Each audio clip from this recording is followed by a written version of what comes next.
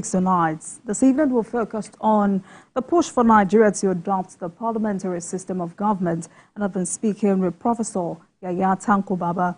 Is a professor of political institutions and comparative politics, Department of Political Science, Usmanu Danfodio University in Sokoto State. Prof, thank you so much for staying with us on the program tonight. Right, so do you agree with those who have said rather than adopting the parliamentary system of government, we can as well adopt the 2014 Confab recommendation on modified presidential system of government, which is a homemade model of government that combines the attributes of parliamentary and presidential systems. Is this even practicable? Yeah, it is, but it's a very complex thing for a fragile society like Nigeria. You know, going with the presidential or the parliamentary would have been the best bet for the country. We have tried presidential system of government for more than 2 decades. You know, things are not just working well for the country, and we have had, you know, the experience of the parliamentary system of government in the First Republic. The argument has always been that the institutions of government and democracy, particularly the political parties, are now actually reduced to nothing in presidential system of government. But if there is a switch to parliamentary system of government, parties will become more important, more essential component of democracy, and that policies, programming, parties will actually reinvent themselves from the perspective of ideological framework within which these parties are formed. They will be advertised on the basis of the promise they have in terms of programs, in terms of policies, and when seats are won, the debate, the dialogue, the consultation within the parliament as to how the government is formed will also determine what kind of government is actually formed. And the whole spread, the whole national spread, will actually be involved in this national dialogue, this national consultation, in this talk that will produce a government, and then, of course, the parliamentary system government also offered that opportunity for even dissolution of the government when there is major gridlock on matters of policies, and that this loyalty to party or party supremacy, which is a cardinal principle of parliamentary system of government, will provide that necessary check that will ensure that the people truly control the process of governance in Nigeria. That complex blend of presidential and parliamentary system of government will only create more trouble than addressing the crisis of governance in Nigeria. Because if you retain that very particular aspect of presidential system of government that allocate enormous powers to the president, and also create additional, you know, office of the prime minister, which is the head of government, you are exposing the system into perpetual conflict and tension between these two separate executives that each, you know, claim to have some sorts of constitutional powers. Remember, in parliamentary system of government, the prime minister is the head of government, the head of the cabinet, is a member of the parliament. Of course, there is what we call a titular president or ceremonial president, whose role is ceremonially defined in the constitution, but flows and exists with no executive powers. But when you look at this complex blend of parliamentary and presidential system of government, the tendency that a conflict will actually ensue in the whole of the government in the way in which these two separate executive officers relate to one another will cause a very huge havoc on the way in which government is run in the country. I mean, interestingly, these lawmakers seem not confident about their chances of success in getting the bill passed. But do you think they will go through with this proposal?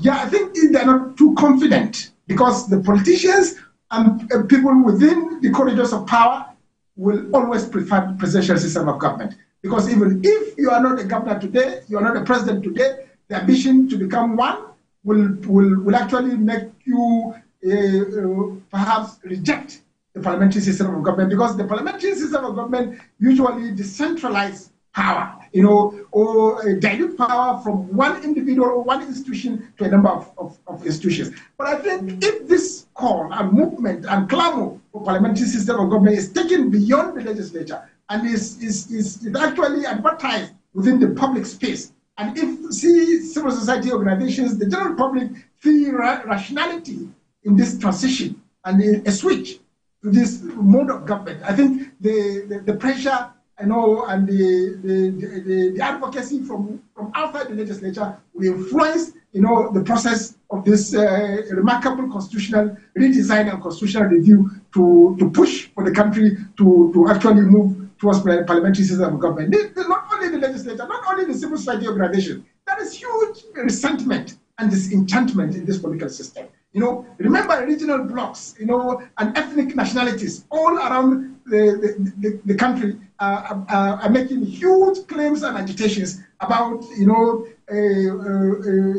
domination, about this fear of domination, about this marginalization, about this exclusion, about this concern as to how this country is actually collectively mismanaged, if you like. And that this tension is emanating from the fact that one person, accumulate all powers in his hands. Remember, the president, to a very large extent, in the context of Nigeria's democracy, determines who becomes the Senate president and the Speaker of the House of Representatives, meaning that even outside his powers, constitutionally allocated in the office of the presidency at the head of the executive arm of government, he still encroaches into how the legislature itself is evolved. Therefore, if he interferes in the process, which has been the case since Obasanjo's regime, we have seen little of this. We have seen little of this under Irakwa. We have seen also little of it under Buhari's regime in the first tenure, but we have seen huge interference in the second tenure. This is the tradition of chief executives in African democracies. They want to, this military hangover of this executive excesses is part of what defines, the weaknesses of presidential system of government in African democracies. Right. So, in a related development, the 10th Senate has constituted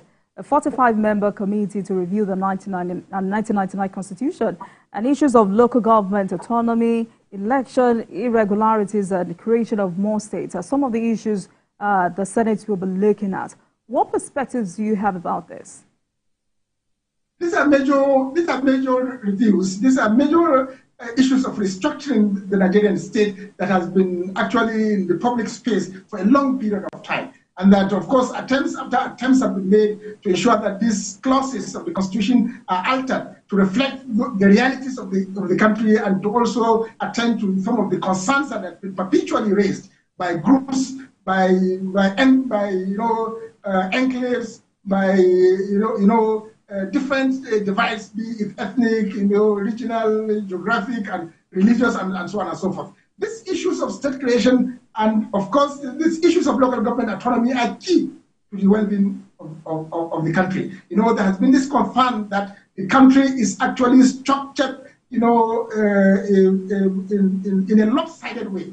These geopolitical zones that are, of course, not constitutional in nature have given a reflection that one segment or separate segments of the country are usually, very limited in terms of their configuration. For instance, the Southeast has always been raising this concern, having 5 states. The complaints that the Northwest is a region with the most states in the country, and there is need for parity and distribution of these spoils, because states themselves are usually looked at by Nigerians as platforms, and they are truly platforms for development at the grassroots level. The issue of local government autonomy has also been very, very, on in the public space for a long period of time. And this is also related to the issue of the overbearing influence of the executive, particularly at the subnational level, where the resources of the local government are usually subsumed by state government, and that local government have little or no opportunity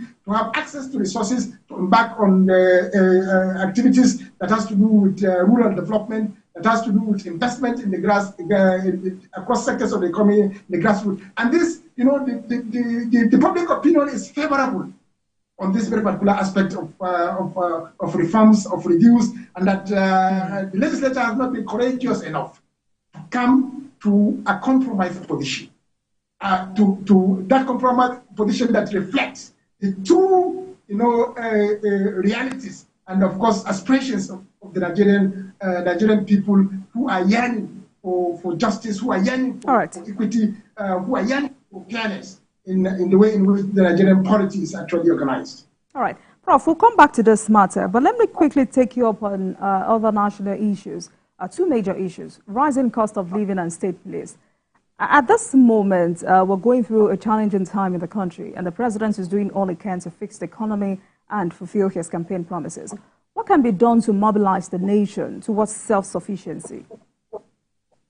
I think that is, at this critical point in time, the good way of the people has been squandered right from the beginning, and that much need to be done by the government, by the president, to win back that very particular the lost goodwill from the general public. This is largely connected to the hardship inflicted on the people by choices, by policy choices of the government. Of course, you could say that these choices are necessary, the removal of subsidy, but the hasty way in which these policies were announced with no framework to cushion the effect of these very particular policies left many Nigerians to believe that the government is just not ready or have not really understood the economics of these very particular policies. And that instead of these policies actually translating into improved conditions of living for the people, these choices, these policy choices have now further aggravated the sufferings of the people. This forex of a thing, the floating of the dollar has actually also caused untold hardship. It has made it tough for companies to survive. The cost of operation has actually skyrocketed. And then, of course, we have seen industries and factories closing down businesses, and the government seems to have no answer to this very particular crisis. I think something quickly needs to be done to ensure that the effect of subsidy withdrawal, so to say, and the so-called deregulation of the forex market is controlled within a context that will actually reduce the untold hardship these very particular policy choices of the government has actually inflicted on the public. And then people and the government must realize that policy issues are knowledge-driven issues. You cannot decide policy issues offhand. And now expert determines and analyze policies and make perfect predictions as to what will happen or what are likely to happen if these policies, competing policies are chosen. And what is happening in Nigeria and most third world countries, particularly Africa, is that policymakers and those within the corridors of powers do not seem to appreciate the role of experts in governance. And this is where the mystery lies. And therefore, whatever policy is being contemplated, I think experts need to give their advice and their take as to what will be. Of course, these issues we know are sometimes outside the control of, because of the over-reliance of the government on policy institutes outside the country, the IMF, the World Bank, because of the debt trap that is actually hanging on the neck of countries like Nigeria. But then, the country is a sovereign nation, and it must determine what will be good for its own people. Right. So, Prof, I'm sure you would agree with me that in economically challenging times as this, Nigeria is facing now, the federal government cannot bear the entire brunt of the cost. And this is where governors come in. How do you rate, or how will you rate the complementary roles of state governors? Yeah, this is one area that's never got the attention it deserves. All of our concern in terms of governance have been on the center. But of course, the Constitution has given also commensurate powers to state governments at subnational level. And there are lots of, I just had, just yesterday, the president saying that 30 billion naira has been given to each state government or governor to actually intervene in areas of people's welfare in the state. Not much is seen on the part of the state government. I just had a background from your news, what someone is doing in Lagos. How many state governments are concerned about the plight of their own people? Governance at the state level is reduced largely to a business of the governor, and that these resources that are public and are under the care of the state are translated as resources belonging to the state government. And because of the weakness of the institutions at subnational level, particularly the state assemblies, the governor, chooses only what he feels like doing with the bulk of the resources allocated to the state. And that explains why you have mass poverty, mass unemployment, and of course translating into chronic insecurity all across the country because of the tension, and the displacement and dislocation of the people as a result of the policy paucity of government, particularly at the sub-national level. When the federal government has responsibility about major policy issues, the state government are also to be blamed to a very large extent about what they do with the resources under their care. So how do you charge state governors in mitigating this hardship on citizens? Yeah, I think the state government, power is in itself intoxicated. The best thing to control,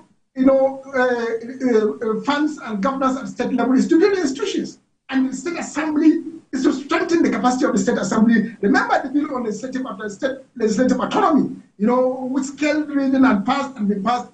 State governments stood in the way of this very particular bill and made sure that some legislators at state level are not autonomous enough to be assertive, to hold the state governors accountable for their actions. And whatever you do, if the state assemblies are not assertive, are not autonomous, are not independent, are not built in terms of their capacities to respond to the challenges of presidential system of governance, not much can be achieved. And state governors, remember, those who are elected for the first time will have their eyes for the second time. And that how monetized the Nigerian electoral system is. Therefore, their concern is not to impact on the public, but to mobilize resources enormous enough to ensure that in the next round of election, they can take advantage of the resources in their own hand to influence voters in one way and not in another way. All right. And that is the challenge we're having particularly at sub-national level. Right, so a few minutes to wrap up. So let's quickly talk about the creation of state police. Why do we really need state police? And do you think state police can solve Nigeria's security problems? Yeah, I think the clamor for state police is all but as a result of the collapse of Nigeria's security architecture. Over time, the police, which is the most revered institution in charge of internal security, has been neglected over time. And this neglect has come to haunt the country, back, and to the point that people have come to the conclusion that the federal government lacks the capacity, even when the military, the armed forces, who are drafted into the scene of internal security, which is not their preoccupation. Yet again, in the northwest, in the northeast, in the north central, in the southeast, in the south-south, and even in the southwest, you have different security challenges beyond the capacity of the Nigerian police to handle. And that explains why, even when the state police, the clamor for state police will not actually see the light of the day, states had to actually improvise and go out of their own way to invent one form of security structure or another, likely because of the frustration that the centrally controlled security outfits could not guarantee the security of the people in their own state. And therefore, this issue of Amatekun, this issue of community guards in Zamfara, in Katsina, in Benue, in Plateau, in the southeast, and different parts of the country are just state police in another guise. But then, it also has its own associated problems. As reckless as governors have been at state level, imagine if police are made, state police exist, hand in hand with the federal police. Imagine how the Nigeria's electoral system would be. Imagine also the question of citizenship in Nigeria. Imagine, for instance, this huge ethnic tension, this huge regional tension between and across different parts of the country. And if this is not controlled, and the issue of state police is made to scale through, and the states now control their own police, resident communities across different parts of the country will bear the brunt. Whether or not this state police will be dedicated to the provision of security and protection for all, regardless of state of origin in the state, will be another question. Right, but Prof, when you take into cognizance Nigeria's current constitutional arrangement, do you think we're ripe for this? Yeah, that's the question I'm raising. This country is not politically mature enough to handle the issue of state police. We have seen, many attempts when the accusation against Amotekun, malhandling and mishandling and maltreating, people from other parts of the country. I know, state police on Amotekun at the hands of the governor to push and for his political interest. It's really a very delicate and sensitive issue that needs to actually be analyzed in a very proper context. When we have state police, how will the powers of state police be? What powers will be allocated to them? What are their limits? What are the rights of the citizens under state police? We have challenges, even federal police, with the huge accusation of abuses of rights. Remember the NSAS. This is a federal police. But remember the scenario of NSAS. It's still fresh. It's still fresh in our memory. Let alone you said a police now control its own state. The opposition are we sure that the opposition will be safe in states? Are we sure that little friction between and among different political groups will not translate into maltreatment of people from other parts of the country residing in different states? Are we ready for this? Are we ready for one nation? The American society where state police coexist with the federal police is one mature political system where the American agenda runs through the veins of every American. Right. A child, an adult, and everyone is an American. And therefore, the civil rights movement had actually entrenched and established the rights of American citizens across different parts of the country, and no power, no element, no government agency can ever trample on the powers of the American citizens. This is the case with Nigeria. This is a huge question. All right, Prof. I mean, having raised your concerns, I must say that there are those who are very convinced that this is the way to go, irrespective of the concerns. But in the meantime, how do we secure our states while discussion, debates are going on? Yeah, a lot needs to be done. We haven't invested much in security in this country. We have neglected the police in terms of number, that is recruitment, in terms of training, in terms of equipment. We have actually, while the population of the country was growing, asymmetrically, the police, which is a fundamental institution for the continued survival and existence of the country, has been neglected. The police-citizen ratio, global standard, has not been observed. Nigeria is one having the worst ratio. What have we done in terms of massive recruitment of people into the police force, in terms of massive reorientation of the police as an institution, in terms of inventing the institution with modern equipment and modern facilities that can effectively fight crime, in terms of reorienting the service on issues of fundamental human rights of the citizens, in terms of community policing, in terms of public confidence on the police. These are critical issues in terms of intelligence gathering and sharing. Prof, thank you so much for joining us tonight. It's been an interesting conversation. Thank you so much. I've been speaking with Professor Yahaya Tanko Baba. Is a professor of political institutions and comparative politics, Department of Political Science, Usmanu Danfodio University in Sokoto State. Thank you so much for your perspective on all of our discussions tonight. Thank you so much, sir. Thank you for having me. And thanks a lot for watching. That marks the end of today's episode of Politics Tonight. But the conversation continues from here. Get in touch with us on X at TVC News NG and at Olajumoke using the hashtag Politics Tonight. We're also on YouTube at youtube.com/TVC News Nigeria. I am Olajumoke Olatunji. Good night, everyone.